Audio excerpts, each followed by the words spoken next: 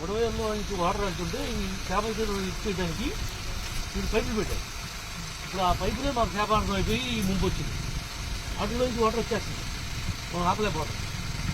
ఇలా జరుగుతుందని అడుగు ఊహించలేదు. ఇప్పుడు ఇవి పెట్టిద్దాం. ఇప్పుడు తీసేయించడం బెటర్. ఇప్పుడు తీయలేదు సార్. అయిపోయిన తర్వాత దానికి షట్టర్స్ పెట్టుకునే చెప్పండి.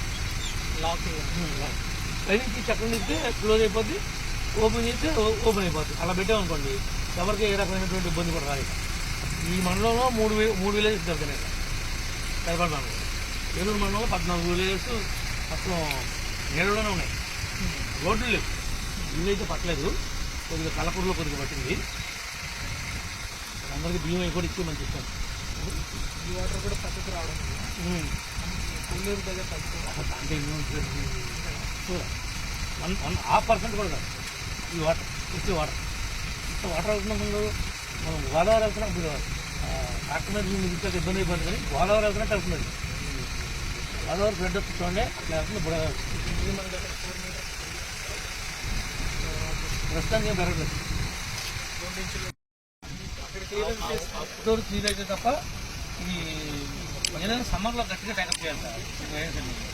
లాస్ట్ 5 years వీటిని ఇక్కడైతే సార్ ఇక్కడ జస్ట్ మీరు వచ్చారు చర్చ్ గారికి వెళ్ళారు కదా, చర్చ్ కానీ దానికి కొబ్బరికాయ కూడా కొట్టలేదు.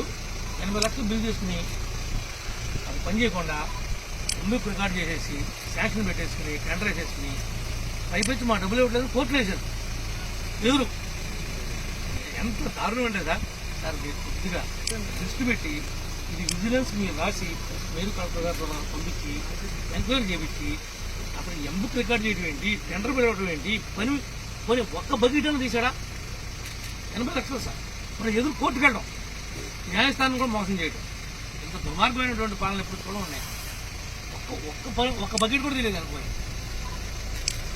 ఇంత భయపెట్టేసి అడుగు సెక్షన్ ఆఫీసరు ఒక ఎమ్మెల్యేనో మంత్రో జిల్లా ఆఫీషియల్స్ గట్టిగా చేయమని అంటుంటే వాళ్ళు ఏం మాట్లాడగలుగుతారు పాపం? ఏ భయానికి ఉంగి పెట్టేశారు. వాళ్ళు ఎదురు కోర్టుకు వేశారండి మా బిల్లు లేదని. నిజాయితీగా పనిచేసిన వాళ్ళకేమో ఇవ్వకుండా ఆపారు, పనిచేయని వాళ్ళు ఏమో ఎదురు కోర్టు తీసి లాగేసుకుంటూ ట్రై చేశారు. ఇవన్నీ పీస్ఫుల్గా వాతావరణం వచ్చిన తర్వాత కొద్దిగా మీరు ఎస్పీ గారికి ఇన్స్ట్రక్షన్స్ ఇచ్చి ఎట్లా చేయాలి, న్యాయ ప్రకారం చేయండి. ఎవరి మీద కూడా అన్యాయంగా ఏమీ చేయొద్దు సార్. న్యాయ ప్రకారమే. తప్పు చేసిన మాత్రం వదిలిపెట్టారు. భవిష్యత్తులో భావితరాలు భయం ఉండాలి. ఇంటి వాటికి 2 inches తగ్గిద్దట, నిన్న వైపు 1 feet తగ్గిద్దట. నేను పక్కన సర్పంచ్ మన గంజలానే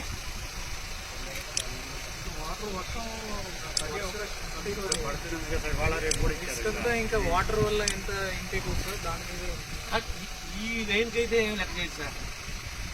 ఈ ఉన్న రెయిన్కి ఈ మాత్రం పడితే కనుక ఇబ్బంది లేదు. కానీ పై కిందకి గ్యాప్ లేకుండా పడితే మాత్రం మళ్ళీ ఒకసారి ఇంకో ఈ ఉందైతే మాత్రం అసలు ఏ రకమైన ఇబ్బంది లేదు.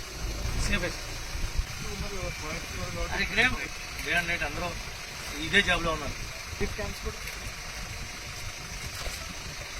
కలెక్టర్ గారు 200 టన్నులు పశువులకు కూడా దానా ఆర్డర్ చేశారు.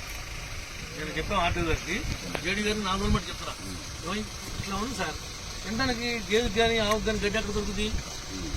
ఎండుగడ్డి లేదు, పచ్చిగడ్డి లేదు. అవి పాలు ఇవ్వట్లా, అందుకు లీటర్ పాలు ఇచ్చామనేవాడు. ప్రతి ఇంటికి పొద్దున్న 1 లీటర్, సాయంత్రం 1 లీటర్. యానిమల్ క్యాంప్ కాదండి, ఫీడే చెప్తున్నాడు. ఈరోజు 10 టన్నులు వస్తుంది సాయంత్రానికి. రాత్రికి డిస్పాచ్ కోర్టు పట్టించడం తప్పుగా సార్. ప్రజాదానం పుట్టుకునేది ఇప్పుడు చేసి